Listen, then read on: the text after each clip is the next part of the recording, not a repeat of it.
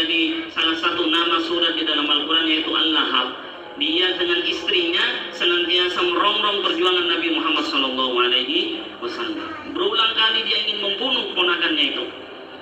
Nah, oleh karenanya ketika dia meninggal, dalam suatu hadis ya, dan bahkan ulama juga meriwayatkan ya, ketika Abu Lahab meninggal, kemudian ada yang bertanya, ada yang bermimpi dan bertanya di dalam mimpinya itu, didatangi 10 orang malaikat.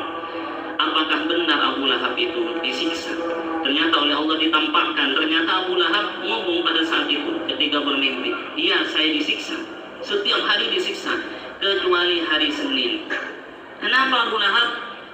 Katanya Ali bin Abi Thalib, engkau kok tidak disiksa ketika hari Senin?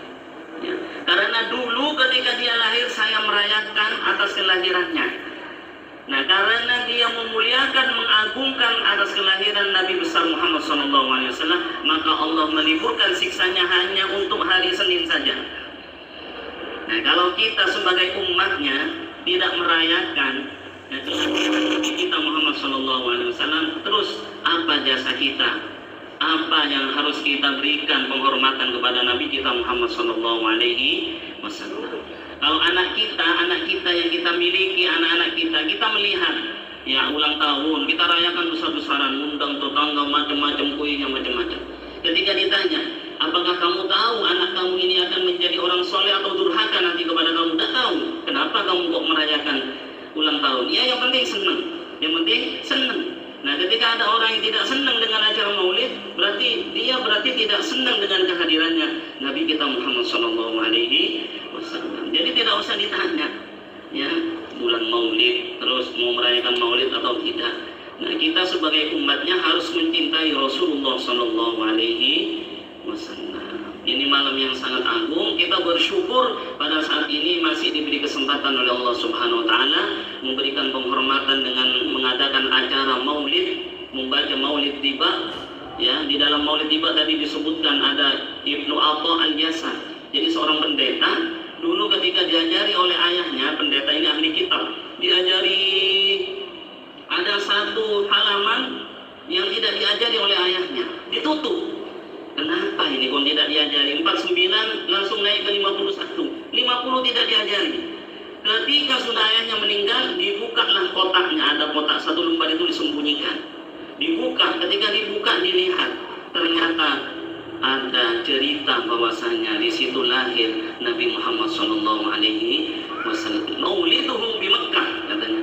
Dia dilahirkan di Mekah, wa hijratuhu bil Madinah. Kemudian hijrahnya ke Madinah, Qutanuhu bisyam, dan kekuasaannya sampai negeri Syam. Negeri Syam ini yang sekarang negeri Turki itu, Syam, Yaman, Turki itu kekuasaan Rasulullah SAW pada saat itu.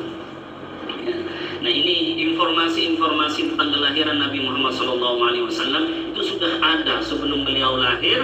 Informasi-informasi itu sudah ada di kitab-kitab sebelumnya, di kitab Taurat, Zabur, Injil sudah ada.